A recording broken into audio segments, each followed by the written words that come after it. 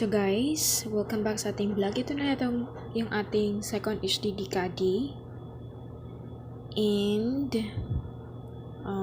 it's 12.7mm kasi yun yung kailangan ng ating laptop guys. At saka ito yung ating HDD na gagamitin natin as Second HDD. Tapos it comes with this small screw and screwdrivers. So ayan siya guys, ito yung installation instruction na naka-drawing siya. So, susundin lang natin yung drawing niya. Although, hindi siya ganun ka-clear yung instructions, but more or less, we can make it out. So, this is also my first time to do this. So, ito yung ating HDD. So, nakikita natin dito sa dulo, meron siyang parang gold needle ba tawag dyan. Tapos, sa dulo naman itong ating caddy, meron din siyang yung nagre-receive nitong needles na to. I don't know if it's called needles. Hindi ko alam talaga yung mga hardware tawag mga to.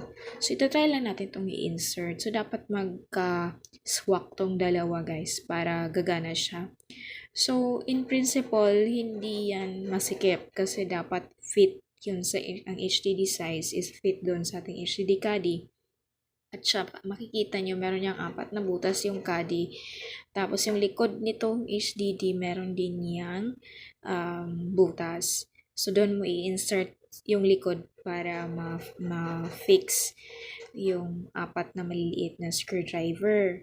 So, yan. So, dapat swak yan. So, medyo kailangan natin itong i-push dahil medyo matigas siya. May katigasan siya guys. Hindi lang siya easy-easy mo siyang ma-insert. So, kailangan siya ng konting force na sa pag-push para mag-lock in. At saka mag-abot yung receiver at saka yung transmitter na parang needle. No, para mababasa yung ating HDD dito sa caddy. So, yun. At as we can see dito guys, hindi pa nagpantay yung butas, yung screw slot, matawag siya ng HDD mismo at saka ng caddy. So, ibig sabihin, hindi pa swak tong dalawa. So, kailangan natin gawa ng paraan para maswak to siya. So, tinatry kong i-push ng konti, pero matigas talaga siya, guys. So, tatry pa natin itong i-push ng konti kung maglalak ba siya. But, if hindi ito kaya, kailangan natin tanggalin ulit kasi try natin ng pagpasok ng tama. So, let's try to push it a little bit more, but I think it's not working. So, let's try another way out in here. So, dahil di siya gumagana guys, i-pop out muna natin ulit para maayos natin yung pag-insert nito. So, i-try natin ang ganito. Medyo pa-slide tayo. Ganyan. Tapos, i-push natin konti. Okay, ayun. Wait. Okay, yan. Nag-click na siya, guys. Hopefully, it fits. Ayan, guys. Medyo pantay na yung butas ng HDD at saka ng caddy. So, I guess that's okay na.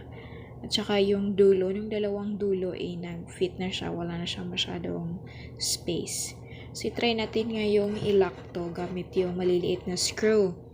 At yung napakaliit na screwdriver na mahirap hawakan dahil malaki yung aking kamay. So, guys, ganyan siya kaliit. Okay. So, let's try to screw this.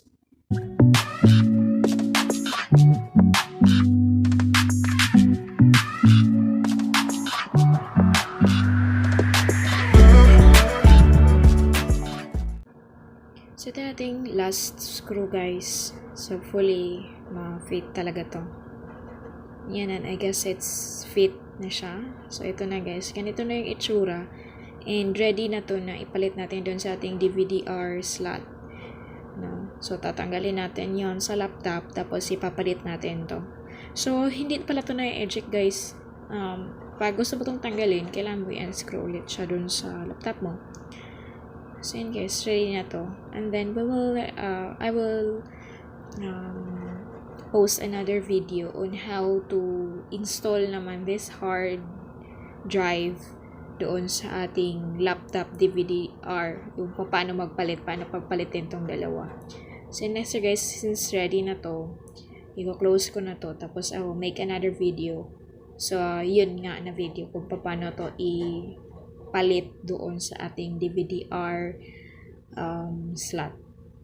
Thank you for watching our vlogs, guys, and hopefully nakatulong ako sa inyo kung paano mag-install nito. And I have another video of nag-haul ako kung saan ko binili itong aking caddy at saka yung aking HDD. No, so tingnan na lang guys, ilagay ko siya sa description box. So thank you for watching, guys, and please don't forget to subscribe and help me reach that 1,000 subscribers. Thank you very much and God bless po.